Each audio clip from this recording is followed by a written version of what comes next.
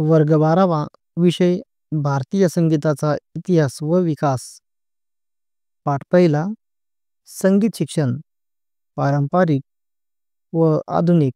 स्वाध्याय. प्रश्न पहिला स्वमत लिहा. 1. संगीत अध्ययनासाठी आधुनिक शिक्षण पद्धतीबद्दल तुमचे मत स्पष्ट करा. उत्तर. माझ्या मते आधुनिक शिक्षण पद्धतीमुळे संगीत अधिक लोकांपर्यंत पोहोचले आहे. शाळा, महाविद्यालय, विद्यापीठ, ऑनलाईन वर्ग, रेकॉर्डिंग, संगणक, मोबाईल या सर्वांमुळे शिकण्याची सोय वाढली आहे. परीक्षा पद्धती व अभ्यासक्रमामुळे शिस्तबद्ध शिक्षण होते. मात्र पारंपरिक गुरुकुलातील रियाज, शिस्त, भावनात्मक संवाद आणि बारकावे शिकवण्याची कला देखील जपली पाहिजे. 2. संगीत शिक्षण पद्धतीत गुरूंचे महत्त्व याविषयी तुमचे मत लिहा. उत्तर. गुरु केवळ गाण्याचे तंत्र शिकवत नाहीत, तर रियाज करण्याची पद्धत, राग विस्ताराचे सौंदर्य, तालाची अचूकता तसेच गायनातील भावप्रदर्शन यांची जाण निर्माण करतात. गुरुकडून प्रत्यक्ष शिकताना शिष्याला संगीताचा आत्मा समजतो. पुस्तके, ध्वनिमुद्रण ही फक्त सहाय्यक साधने आहेत, पण गुरूंच्या प्रत्यक्ष मार्गदर्शनाशिवाय खरी कलात्मक परिपूर्णता साधणे अवघड आहे. 3. संगीत शिक्षणात विज्ञानाचा सहयोग, तारक की मारक. आपले मत लिहा. उत्तर. विज्ञानामुळे संगीत शिक्षणात मोठी क्रांती झाली आहे. मुद्रणकलेमुळे स्वरलेखन जतन झाले. ध्वनिक्षेपकामुळे आवाज लांबपर्यंत पोहोचला. संगणक व इंटरनेटमुळे जगभरचे संगीत उपलब्ध झाले. तर व्हिडिओ व मोबाईलमुळे रियाज व आत्मपरीक्षण सोपे झाले. त्यामुळे विज्ञान हे संगीत शिक्षणाचे शक्तिशाली साधन ठरते. प्रश्न दुसरा. आकृतिबंध पूर्ण करा. काही संगीत विद्यालये. उत्तर. गांधर्व महाविद्यालय लाहोर, मॉरिस कॉलेज लखनऊ, माधव संगीत विद्यालय, भारतीय संगीत विद्यालय. प्रश्न तिसरा. तुलना करा. 1. पारंपरिक संगीत शिक्षण पद्धती, आधुनिक संगीत शिक्षण पद्धती. उत्तर. पारंपरिक शिक्षण पद्धती. गुरुकुल पद्धतीत गुरुमुखातून मौखिक शिक्षण, वैयक्तिक दीर्घकालीन नाते, निश्चित अभ्यासक्रम नसतो, रियाजावर भर, तंत्रज्ञानाचा अभाव, मौखिक परंपरा, घराण्याशी संबंधित गायन वादन, गुरुकुलापुरती मर्यादित. तर आधुनिक पद्धती शाळा, महाविद्यालय, ऑनलाईन व वर्ग शिक्षण, अनेक गुरूंकडून विविध प्रकारे शिकणे, निश्चित अभ्यासक्रम वेळेत पूर्ण करणे, मुद्रणकला, ध्वनिक्षेपक, संगणक, इंटरनेट इत्यादी विविध प्रकार व मिश्रशैली शिकणे शक्य. घराघरात पोहोचणारे, जागतिक पातळीवर उपलब्ध.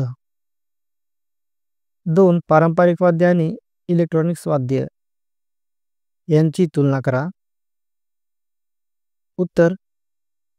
पारंपरिक वाद्य ही शतकानुशतके वापरली जाणारी नैसर्गिक साहित्यापासून तयार झालेली वाद्य असतात. ही वाद्य हाताने किंवा श्वासाच्या सहाय्याने वाजवली जातात. उदाहरणार्थ तबला, सितार, बासरी, हार्मोनियम, पखवाज इत्यादी. इलेक्ट्रॉनिक्स वाद्य ही आधुनिक तंत्रज्ञानाच्या सहाय्याने तयार केलेली वाद्य असतात. त्यातून आवाज इलेक्ट्रॉनिक सर्किट्स किंवा डिजिटल सिस्टीम्सद्वारे निर्माण होतो. उदाहरणार्थ keyboard, electric guitar, synthesiser, digital drums इत्यादी. प्रकरण दुसरे. भारतीय संगीताचा इतिहास.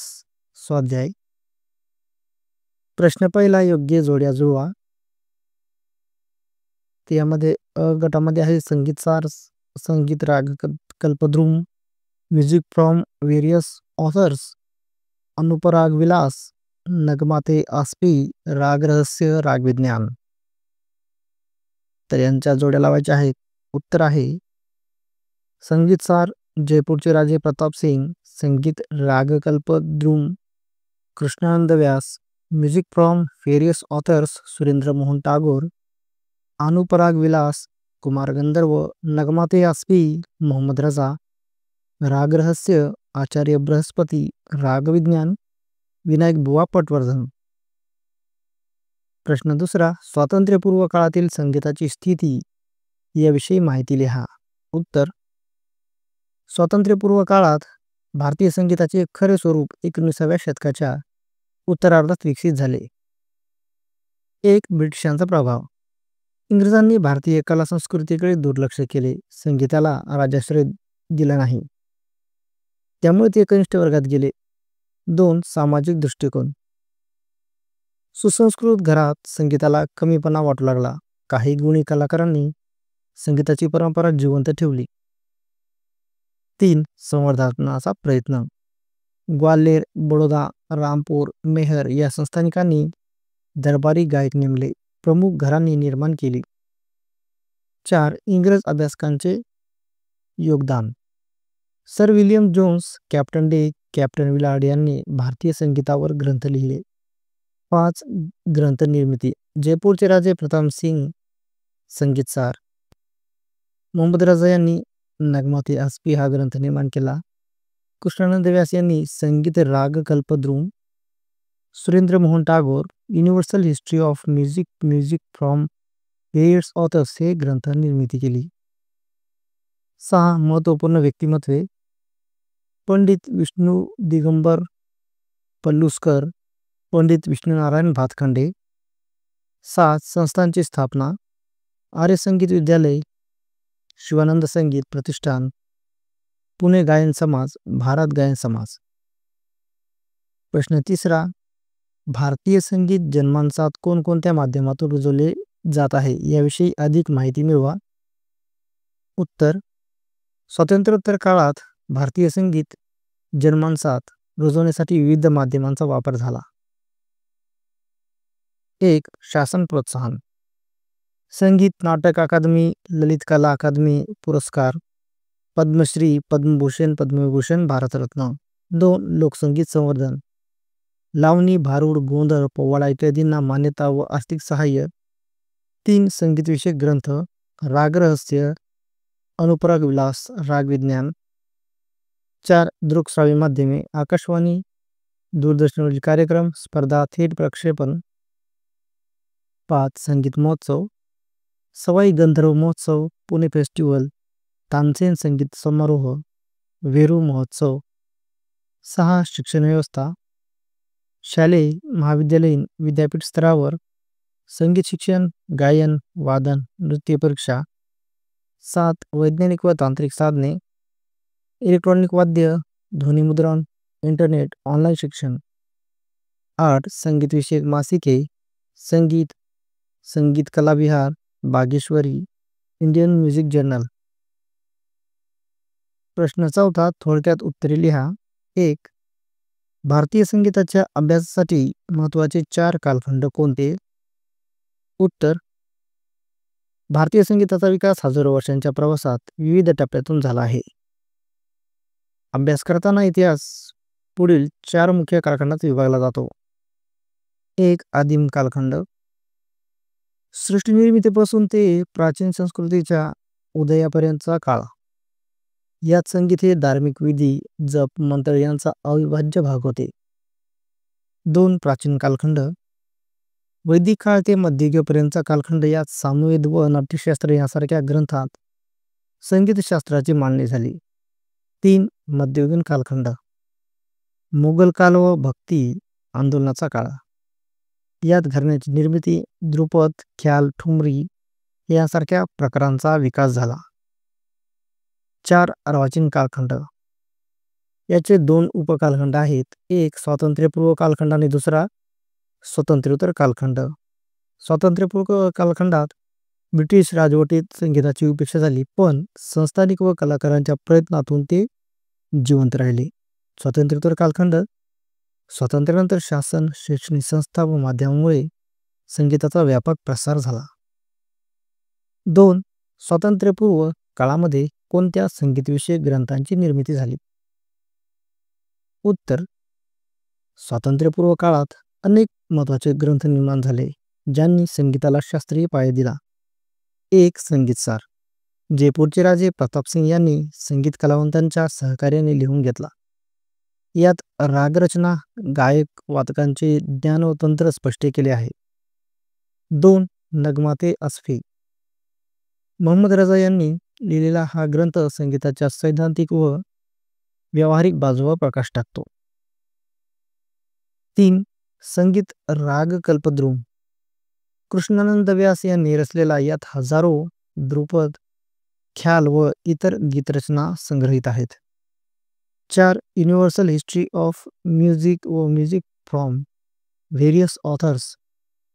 सुरेंद्र मोहन टागोर यांनी इंग्रजी भाषेत लिहिलेले. यामधून भारतीय संगीताचे जागतिकीकरण झाले व पाश्चात्य अभ्यासकांनाही त्याची ओळख झाली. 3. संगीताच्या प्रसाराच्या दृष्टीने पंडित वि. पलुस्कर आणि पंडित वी. भातखंडे यांनी केलेल्या योगदानाचा आढावा घ्या. उत्तर: पंडित विष्णू दिगंबर पलुस्कर यांनी संगीत शिक्षणासाठी गंधर्व महाविद्यालय स्थापन केले. शास्त्रीय संगीत जनमानसात पोहोचवले. पंडित विष्णुनारायण भातखंडे यांनी भारतीय शास्त्रीय संगीताचे संशोधन करून हिंदुस्थानी संगीत पद्धतीचे 4 भाग प्रकाशित केले. घराण्यांची माहिती संकलित केली आणि संगीत शिक्षणासाठी अभ्यासक्रम तयार केला. 4. स्वातंत्र्यप्राप्तीनंतर शासनाकडून संगीताच्या संवर्धनाच्या दृष्टीने कोणते प्रयत्न केले जात आहेत? उत्तर: संगीत नाटक अकादमी, ललित कला अकादमीची स्थापना, राष्ट्रपती पदक, पद्मश्री, पद्मभूषण, पद्मविभूषण, भारतरत्न पुरस्कार, नवोदित कलाकारांना शिष्यवृत्ती, लोककलाचे संवर्धन जसे की लावणी, भारुड, पोवाडा, आकाशवाणी व दूरदर्शनवरून संगीत कार्यक्रम, स्पर्धा, थेट प्रक्षेपण. प्रश्न 5. संगीताचा प्रसार होण्यासाठी कोणत्या योजना राबवता येतील याविषयी तुमचे विचार मांडा. उत्तर: ग्रामीण व शहरी भागात संगीत कार्यशाळांचे आयोजन, शाळा महाविद्यालयात संगीत विषय अनिवार्य करणे, युवकांसाठी ऑनलाईन व ऑफलाईन संगीत प्रशिक्षण कार्यक्रम, स्थानिक कलाकारांच्या मैफिलींसाठी निधी व मंच उपलब्ध करणे, लोकसंगीत व शास्त्रीय संगीतासाठी वेगवेगळे वार्षिक महोत्सव आयोजित करणे, दूरदर्शन, रेडिओ व सोशल मीडियावरून नियमित संगीत कार्यक्रम प्रसारित करणे, संगीत विषयावर संशोधन व ग्रंथनिर्मितीला प्रोत्साहन देणे. प्रकरण 3.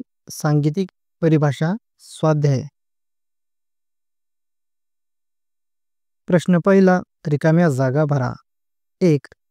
गाताना किंवा वाजवताना ज्या स्वरावर आपण थांबतो त्याला डॅश म्हणतात, तर त्याला म्हणतात न्यास स्वर. 2. आलापामध्ये घेतलेली छोटीशी तान म्हणजे डॅश होय, बेहलावा. प्रश्न 2. खालील पारिभाषिक शब्दांच्या व्याख्या लिहा. 1. कणस्वर. उत्तर: एक स्वर घेताना पुढच्या किंवा मागच्या स्वराला स्पर्श करण्याच्या क्रियेला कणस्वर असे म्हणतात. 2. खटका. उत्तर: 4 किंवा 4 पेक्षा अधिक स्वरांची गोलाई निर्माण करून द्रुत गतीत गायली जाते त्यास खटका असे म्हणतात. उदाहरणार्थ रेसा-निसा, सा-रे-निसा. 3. गमक. स्वरांचे कंपन करून त्यांना वजन देण्याच्या क्रियेला गमक असे म्हणतात. 4. मिंड. उत्तर: एका स्वराकडून दुसऱ्या स्वराकडे घसरत जाताना मधल्या स्वरांना स्पर्श करून जाणे म्हणजे मिंड होय. उदाहरणार्थ सा, प. 5. थाट. उत्तर: राग निर्मितीची क्षमता असलेल्या सप्तस्वरांच्या समूहाला थाट असे म्हणतात. 6. जमजमा. उत्तर: तंतुवाद्यावर मिझराबच्या एका आघातामध्ये एकाच वेळी 2 स्वर वाजवणे याला जमजमा म्हणतात. प्रश्न 3. खालील पारिभाषिक शब्दांमधील फरक एक वाक्यात लिहा. 1. आलाप, ताना. उत्तर: आलाप रागाची वैशिष्ट्ये लक्षात घेऊन विलंबित किंवा मध्यलयीत स्वर विस्तार. तान रागाची वैशिष्ट्ये लक्षात घेऊन द्रुतलयीत स्वर विस्तार. 2. मसीत खानी गत, रजा खानी गत. उत्तर: मसीत खानी गत तत्प्रकारच्या वाद्यांवर विलंबित लयीत वाजवली जाणारी गत. रजाखानी गत. तत्प्रकारच्या वाद्यांवर द्रुत लयीत वाजवली जाणारी गत. 3. तान बोलतान. उत्तर तान रागाचे वैशिष्ट्य लक्षात घेऊन द्रुत लयीत केलेली स्वर रचना. बोलतान बंदिशीतील बोलांचा अंतर्भाव असलेली तान. 4. मुरकी बहेलावा. उत्तर मुरकी जवळच्या 2-3 स्वरांचा शीघ्रतेने आलटून पालटून केलेला प्रयोग. बेहलावा आलापामध्ये घेतलेली मध्यलयीतील छोटीशी तान.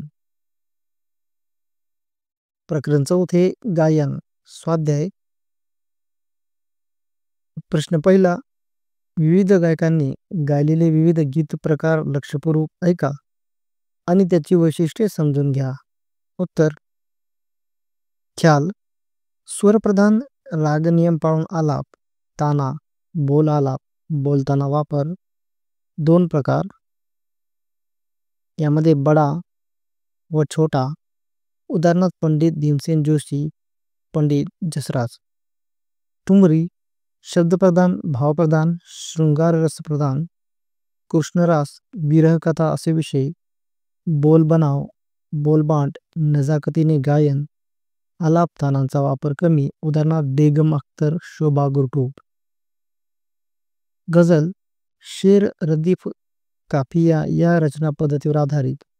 प्रेम, सौंदर्य, भक्ती यांचे वर्णन. दादरा, केरवा, रूपक, तालांत गायन, भावनाप्रधान सादरीकरण. उदाहरणार्थ जगजीत सिंग, गुलाम अली. पोवाडा वीररसप्रधान, छत्रपती शिवाजी महाराज व ऐतिहासिक पराक्रमांचे अभिनयासह सादरीकरण. डफ, ढोलकी, झांज अशी वाद्ये वापरली जातात. उदाहरणार्थ अण्णाभाऊ साठे, विठ्ठल उमप. प्रश्न दुसरा, खालील प्रश्नांची थोडक्यात उत्तरे लिहा. 1. ख्यालाच्या बंदिशीचे काव्यविषय कोणते? उत्तर ख्याल गायनात बंदिशीचे विषय प्रामुख्याने ईश्वर स्तुती, एखाद्या राजाची स्तुती, विविध ऋतूंचे वर्णन, शृंगार रसाच्या अनेक छटा उदाहरणार्थ मिलन, विरह, तसेच बोधपर वचने यावर आधारित असतात. हे विषय बहुधा ब्रज, हिंदी, पंजाबी, मराठी किंवा उर्दू भाषेत रचलेले असतात. 2. बडा ख्याल कोणकोणत्या तालामध्ये गायला जातो? उत्तर बडा ख्याल विलंबित लयीत सादर होतो, त्यामुळे तो मुख्यतः विलंबित एक ताल, झुमरा, तिलवाडा आणि 3 ताल अशा तालांमध्ये गायला जातो. या तालांचा लयवेग मंद असल्यामुळे रागाचा विस्तार आणि आलाप तानांचा मोकळा वापर करता येतो. 3. पोवाड्याच्या साथीसाठी कोणकोणती वाद्ये वापरतात? उत्तर पोवाड्याला जोश आणि रंगत आणण्यासाठी डफ हे मुख्य वाद्य असते. त्याशिवाय हार्मोनियम, ढोलकी, दिमडी, क्लॅरिनेट, ट्रँगल, झांज, घुंगरू आणि खंजिरी यासारखी वाद्येही वापरली जातात. या वाद्यामुळे वीररस प्रधान वातावरण निर्माण होते. 4. ठुमरी कोणकोणत्या रागामध्ये गायली जातात? उत्तर ठुमरी गायनासाठी काही ठराविक रागांचा वापर केला जातो. त्यामध्ये पिलू, पहाडी, खमाज, मांड, काफी, देस, तिलंग, झिंजोटी, भैरवी यांचा विशेष समावेश आहे. हे राग भावप्रधान आणि नाजूक सादरीकरणाला अनुकूल असतात. प्रश्न तिसरा, खालील गीत प्रकारांची वैशिष्ट्ये लिहा. 1. ख्याल. पार्शियन शब्द ख्याल म्हणजे विचार किंवा कल्पना. स्वरप्रधान व रागनियम काटेकोर पाळणारा गीत प्रकार. आलाप, ताना, बोल आलाप, बोलताना अशा अलंकारांनी नटवलेला. 2 प्रकार यामध्ये बड्या ख्याल, छोटा ख्याल. साथीसाठी तंबोरा, तबला, हार्मोनियम, सारंगी, स्वरमंडल वापरतात. 2. ठुमरी. उपशास्त्रीय संगीतातील भावप्रधान व शृंगारप्रधान गीत प्रकार. 2 शैली, पूरब अंगाची ठुमरी व पंजाबी अंगाची ठुमरी. विषय कृष्णाच्या रासलीला, विरहकथा, शृंगाराच्या विविध छटा. रागनियम काटेकोर पाळणे आवश्यक नसते, भावप्रदर्शन महत्वाचे. स्थायी व अंतरा या 2 भागात मांडणी. बोल बनाव, बोल बांट. मुरक्या, खटके, नजाकत वापर. 3 गझल. उर्दू भाषेतील शब्दप्रधान गीत प्रकार. शेर, रदीफ, काफिया यावर आधारित रचना. विषय प्रेम, सौंदर्य, भक्ती, ईश्वर भक्त, नाते. भावनाप्रधान गायन, आलाप तानांचा वापर. दादरा, केरवा, रूपक इत्यादी तालात सादरीकरण. साथीसाठी हार्मोनियम, सारंगी, व्हायोलिन, संतूर, तबला. 4 पोवाडा. वीररस प्रधान लोकसंगीत प्रकार. ऐतिहासिक पराक्रम, विशेषतः छत्रपती शिवाजी महाराजांच्या कार्याचे वर्णन. अभिनयासह सादरीकरण. बोलीभाषेतील जिवंतपणा. वाद्य, डफ, हार्मोनियम, ढोलकी, दिमडी, झांज इत्यादी. सादरकर्त्यांची वेशभूषा. फेटा, बाराबंदी, धोतर, चुडीदार, शेला. प्रकरण 5 वादन. स्वाध्याय. प्रश्न पहिला. वाद्यांच्या दुकानामध्ये जाऊन विविध वाद्यांची रचना समजून घ्या. उत्तर. तंतुवाद्य यामध्ये सतार, भोपळा, पोकळ, लाकडी दांडी, पडदे, खुंट्या, तारांचे प्रकार. विणा, गळा, टुंबा, तार, पडदे. तबला व पखवाज, पट्टे, डुग्गी, बायन व दयांचा भाग. सुशीरवाद्य यामध्ये सनई, नळी, जिव्हाळी, पावी, अन्नस, बासरी, नळी, वादनरंध्रे, फुंकण्याची जागा. घनवाद्य जलतरंग, विविध आकाराच्या वाट्या, पाणी भरण्याची पद्धत. मंजिरे, धातूचे गोल आकाराचे घड्याळे. घंटा, धातू, आकार व निनाद पद्धत. प्रश्न दुसरा. वाद्यवादनासाठी प्रसिद्ध असलेल्या विविध कलाकारांची यादी तयार करा. उत्तर. सतार यामध्ये विलायत खान, उस्ताद विलायत खान, पंडित रविशंकर, फिरोज खान, मस्जिद खान. सनई यामध्ये भारतरत्न उस्ताद बिस्मिल्ला खान, अली अहमद हुसेन, बलजीत सिंग नामधारी, कृपाल सिंग. जलतरंग कुमार पंकज साखरकर, पंडित दत्तोपंत मंगळवेडेकर, रामराव परसातवर, मास्तर बर्वे. प्रश्न चौथा. खालील वाद्यांची रचना सांगा. सतार, सनई, जलतरंग. सतार यामध्ये भोपळा, निनादासाठी पोकळ आकाराचा. गळा व दांडी लांब, वरून चपटी व खालून गोलसर लांबी साधारण 3 फूट.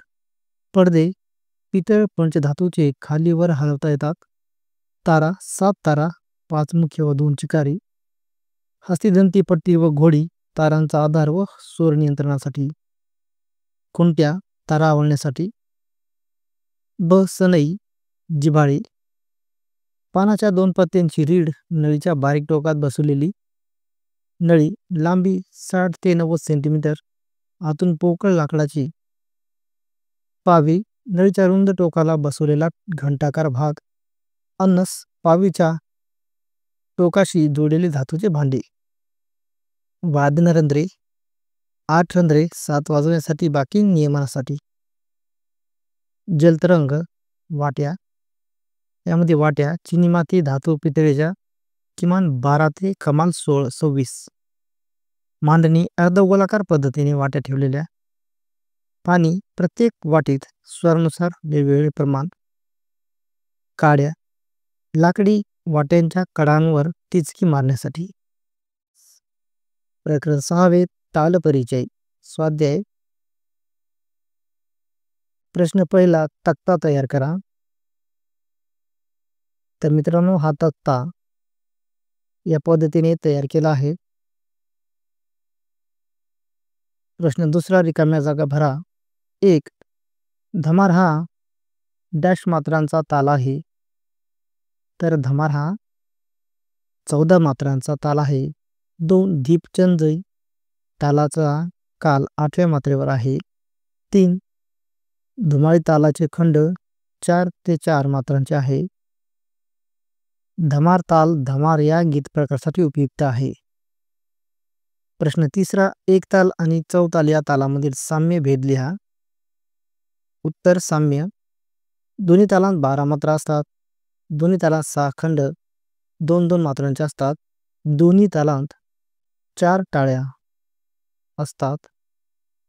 दोन्ही तालांचा काल 3 व 7 मात्रेवर असतो. भेद: एक ताल शास्त्रीय व सुगम संगीतासाठी वापरला जातो, तर चौताल ध्रुपद गीत प्रकारासाठी वापरला जातो.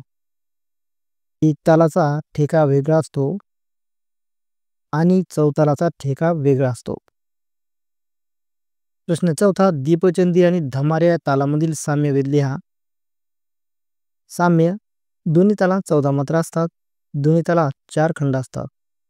दोन्ही तालात 3 टाळे असतात. दोन्ही तालांचा काल 8व्या मात्रेवर असतो. भेद: दीपचंदीचा विभागक्रम 3-4-3-4 आहे, तर धमारचा विभागक्रम 5-2-3-4 आहे. दीपचंदी उपशास्त्रीय गीत प्रकारासाठी वापरला जातो, तर धमार हा गीत प्रकारासाठी वापरला जातो. दोन्हीचा ठेका वेगवेगळा आहे. प्रकरण 7 नृत्य स्वाध्याय.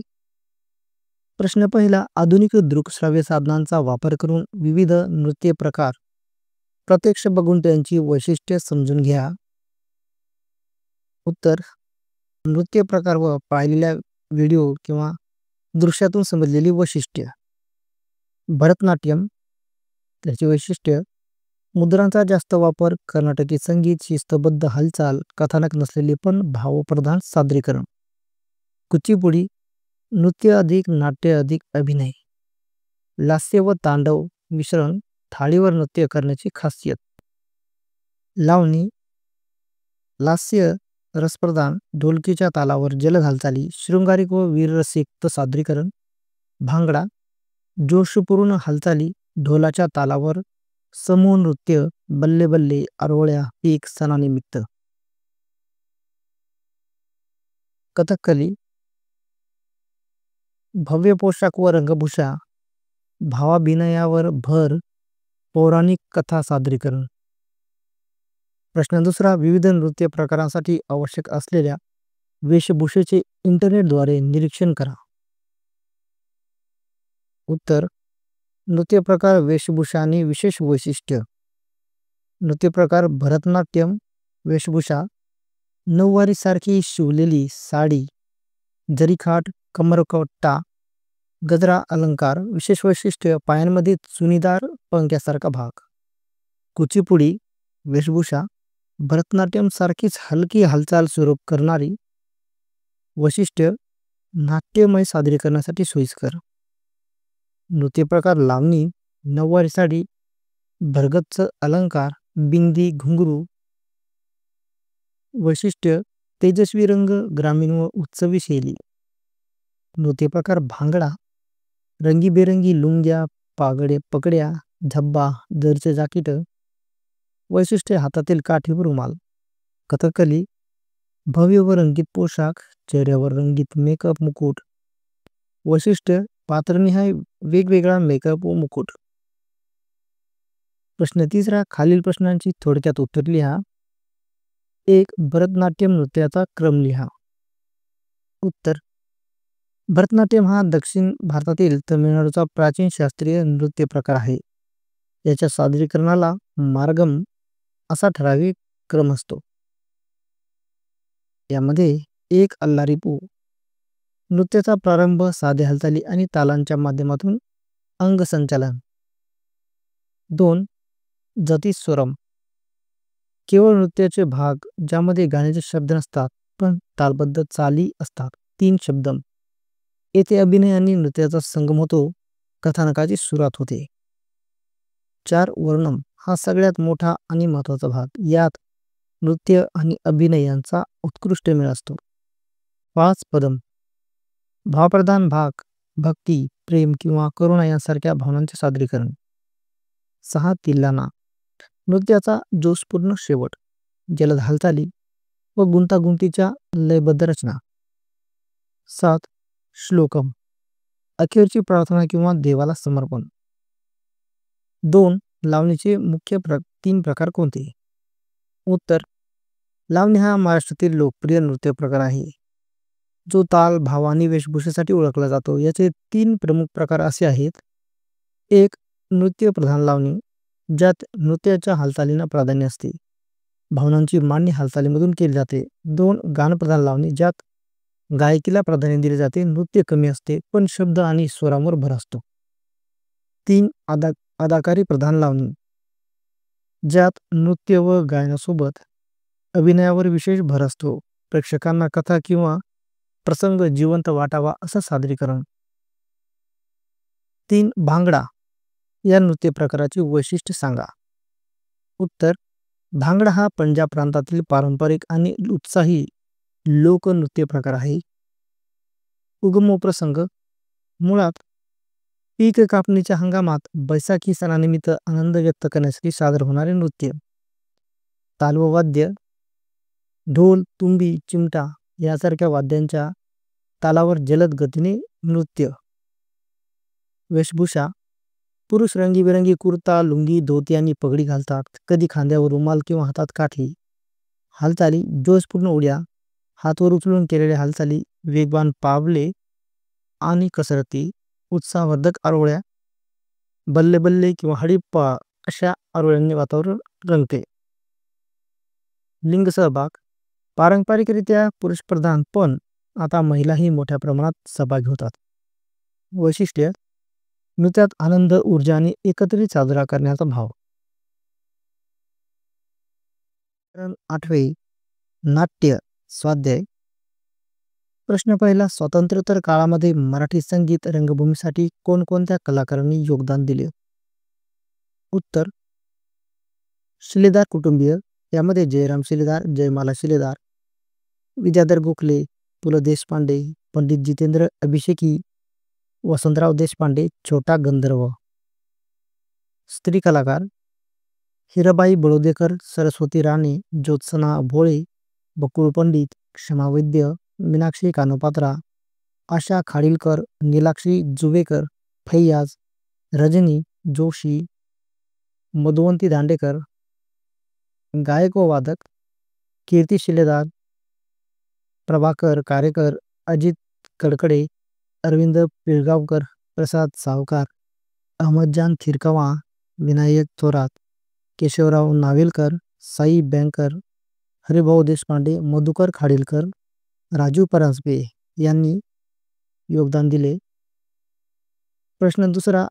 आधुनिक मराठी रंगभूमीवर संगीताचे कोणकोणते प्रयोग केले गेले? उत्तर: अभिनव सादरीकरण. सुहासिनी मुळगावकर यांनी सौभद्र हे नाटक एक पात्री स्वरूपात सादर केले. माया मल्लापूर व पद्माकर देव यांनी संगीत सोयीवर 2 पात्रांत साकारले.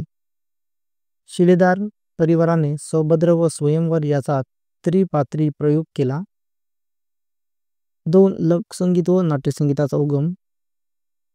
लावणी, रागदारी, ख्याल, ठुमरी, गझल, अभंग, भावगीत, जुगलबंदी यासारख्या विविध गीत प्रकारांचा समावेश. विजय तेंडुलकर यांच्या घाशीराम कोतवाल, रत्नाकर मतकर यांच्या लोककथा 78 मध्ये लोकसंगीतावर आधारित संगीत. 3. नाट्यसंगीताची प्रात्यक्षिके. नानासाहेब जोग, पु ल देशपांडे, रामभाऊ गुळवणी, वामनराव सडोलीकर, ह रा महाजन यांच्या जोड्या. छोटा गंधर्व व वसंतराव देशपांडे यांनी शास्त्रीय बंदिशी व त्यांचे नाट्य गीतांतील रूपांतर सादर केले. पंडित हृदयनाथ मंगेशकर, चारुदत्त आपळे यांनीही असे प्रयोग केले. 4. मैफलीतून नाट्यसंगीत. नाट्यगीतांच्या स्वतंत्र मैफलीची परंपरा जुन्या पिढीपासून त्याच्या पिढीपर्यंत.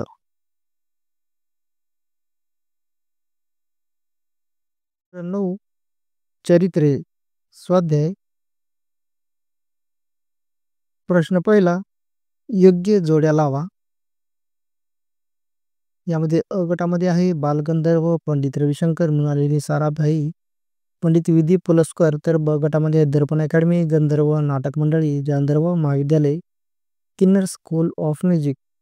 तर याच्या जोड्या अशा लागतील मित्रांनो. बालगंधर्व गंधर्व नाटक मंडळी, पंडित रविशंकर किन्नर school of music, Mrinalini Sarabhai Darpan academy, Pandit विधी पलुसकर गांधर्व महाविद्यालय.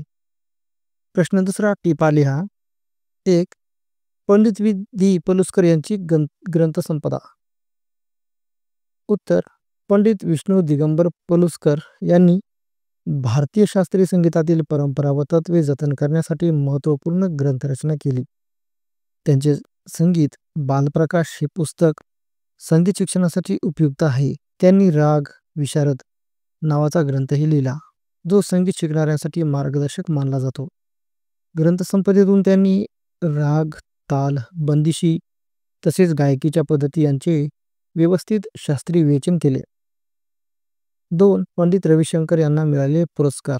उत्तर भारतरत्न 1999 साली मिळाला. देशातील हा सर्वोच्च नागरी सन्मान आहे. पद्मविभूषण 1981 आणि पद्मविभूषण 1967 साली. ग्रॅमी पुरस्कार भारतीय संगीताला जागतिक पातळीवर पोहोचवण्यासाठी. मैत्री पुरस्कार जपान सरकारकडून. UNESCO international music council award मिळाला. 3. मृणालिनी साराभाई यांचे सांगीतिक कार्य. उत्तर मृणालिनी साराभाई या भारतातील प्रसिद्ध नृत्यांगना, नृत्य दिग्दर्शिका आणि दर्पण अकादमीच्या संस्थापिका. त्यांनी भरतनाट्यम, कथकली, मोहिनीअट्टम अशा विविध नृत्यशैलीमध्ये नृत्यनाटिका सादर केल्या. त्यांच्या नृत्यरचना सामाजिक संदेश, स्त्रीशक्ती आणि भारतीय संस्कृतीवर आधारित असत. त्यांनी शेकडो नृत्यप्रयोग व नृत्यनाट्ये साकारली आणि भारतीय नृत्य परंपरेचा जागतिक प्रचार केला. प्रश्न 3. फक्त 2 नावे लिहा. 1. पंडित रविशंकर यांनी संगीत दिलेले चित्रपट. उत्तर गांधी अनुराधा. 2. मृणालिनी साराभाई यांचे गुरु. मीनाक्षी सुंदरम पिल्लई, कुंचू कुरूप. 3. पंडित विधी पलुसकर यांचे शिष्य. पंडित ओंकारनाथ ठाकूर, विनायकराव पटवर्धन. प्रश्न 4. बालगंधर्व यांची नाटके, त्यातील त्यांची भूमिका आणि लोकप्रिय नाट्यगीते याचा तक्ता पूर्ण करा. तर याचा तक्ता याप्रमाणे पूर्ण होईल. नाटके, नाटकातील भूमिका आणि लोकप्रिय नाट्यगीते. नाटके संगीत शारदा, भूमिका शारदा. नाट्यगीत देहाची तिजोरी. संगीत मानपमान, भूमिका माधुरी. लोकप्रिय नाट्यगीत ये गो ये मैना. नाटक संगीत मृच्छकटिक, नाटकातील भूमिका वसंत सेना. लोकप्रिय नाट्यगीत वक्तुम इच्छती. नाटक एकच प्याला, नाटकातील भूमिका सुमती. लोकप्रिय नाट्यगीत कापरे माझे मन.